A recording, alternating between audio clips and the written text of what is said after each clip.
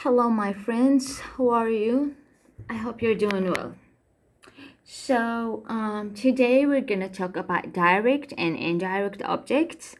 So it's so easy, and I think that you know the answer or you know about this lesson, but you don't know that this is direct and you don't know which direct and which indirect objects. Okay, so and I know that you can give me an example, but you don't know what is the direct or what is an indirect object. So today we're gonna learn about direct and indirect objects, but like by like giving examples and etc. And I'm gonna like explain how you can, let's say, distinguish, or how you can, like, let's say, underline direct and indirect objects. Okay, it's easy, not difficult at all. It's just like you have to concentrate and then you're gonna find it easy. And so, first of all, what is direct and indirect object? Okay, so first we're gonna talk about direct objects, and like I'm gonna give you an example, and then I'm gonna talk about indirect object, and also with examples. Okay, so here in this lesson, you will review two kinds of objects: direct objects and indirect objects. Both of these appear in the predicate of a sentence. So let's start with the direct object. A direct object, and we can use like do to refer to a direct object, is a noun or a pronoun that receives the action of an action verb. A direct object answers the question whom or what following the verb. So the easiest, let's say, way to to distinguish the direct object, just we have a direct object answers the question whom or what. Like I'm gonna use whom or what so I can know this is if if is this a direct object or not. Okay, so here we have a complete revolution of the earth around the sun takes a year. Okay, so here we have takes a year. So you answer the question takes what? So a complete revolution of the earth around the sun takes what? So takes, this is a verb, right? And takes a year. So a year, this is a direct object because I answered takes what? Okay, and here we have an example about whom.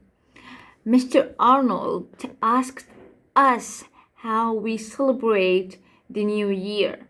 So here we have asked us, asked whom. Okay, so you can know that us and a year, these are like direct objects. Asked whom, you can just make it as a question. Mr. Arnold asked whom. Okay, and then the answer is us, asked us how we celebrate the new year. So basically I just know right now that us is a direct object. Okay, and here just a short paragraph about transitive and intransitive verbs. I gave it to you just like to refresh your memory. Not all verbs that objects when you consider action verbs and linking verbs.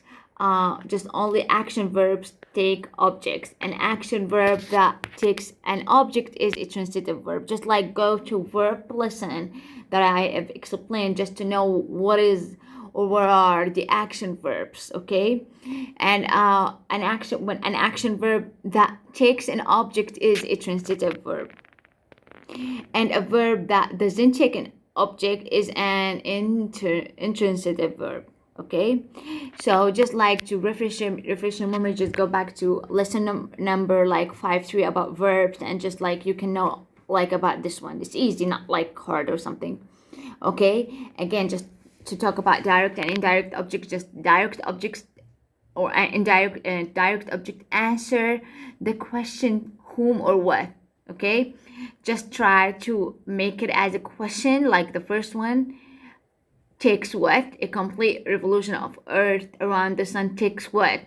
Takes a year. So year here is direct object. Okay, so here we have something a little bit different, not difficult or something, just indirect object.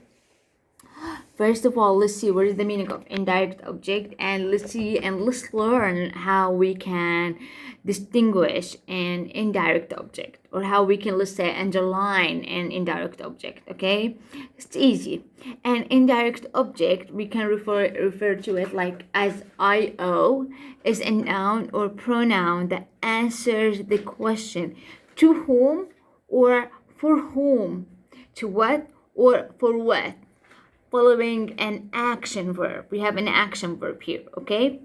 So sentences may have direct objects without indirect objects, but they never have an indirect object without direct objects. Also, the indirect object always appears before the direct object. So this is like a good hint, so you can follow and listen, you can understand it better. First of all, you have to understand that there is no sentence without a direct object. But it's fine, like have a direct object without indirect object, as like the example that I showed you earlier, just a minute ago. And here, but they never have an indirect object without direct object. We cannot just find a sentence with indirect object without direct object. Okay. So this is like a good thing that you should know, and also that indirect object always appears before the direct object. So this is gonna like make it easier to you. Okay, so here we have an example. Let's see. I'm gonna just like answer the first part or explain the first part, and then I'm gonna go back to the direct object. First here, Babette will hand the teacher. Will hand the teacher.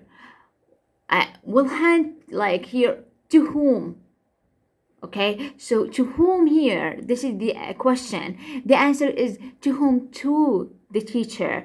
Will hand the teacher. So here the teacher is an indirect object. Okay, the report, the what? Hand what? Hand the report. So the report here, direct object on Wednesday. Okay, so again, just Babette will hand the teacher the report on Wednesday. Will hand to whom? The teacher, this is indirect object, and report is the direct object. Okay, to whom, and what? Hand what? Okay, will hand me what?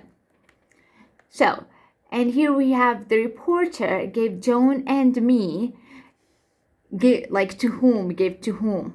Okay, so John and me, these are indirect objects. A tour of the newspaper, what? The reporter gave us what? Gave us a tour. So tour here, the answer to what? And whom, John and me, the answer to whom. Okay, so of the newspaper. So gave to whom, this is an indirect object, John and me. And give what? This is a tour. John and me are indirect object. A tour is the direct object. Okay, and here just like another important paragraph that you should like have a look at it. These two sentences may express the same meaning, but one may contain an indirect object while the other contains a prepositional phrase. Neither direct nor indirect objects ever appear in a prepositional phrase. Let's see, what does that mean? Here, give like Ellie and me. Ellie give to whom? Ellie and me a notebook and a pen. So we have here Ellie and me, these to whom, to us. This is an indirect object. A note, give what? Direct object. And what? A pen. This is direct object. And here give a notebook and a pen to Ellie and me. Here the Ellie and me is a prepositional phrase, okay, because I switched, let's say, if I can say that, if you can see the first sentence, give Ellie and me, and the second one, to Ellie and me. This is a prepositional phrase. I hope that you'll find this lesson easy and enjoyable, just like as the others are like the other lessons that I gave it to you. It's so easy, just like you have to concentrate, and that's it. And I want you guys just to answer exercise number 11, identifying direct and indirect object, and just give it to me. Okay, so that's it for today. If you have any question, concern, or something you would like to add, just do not hesitate. Go ahead and ask. Thank you for watching. Enjoy your day.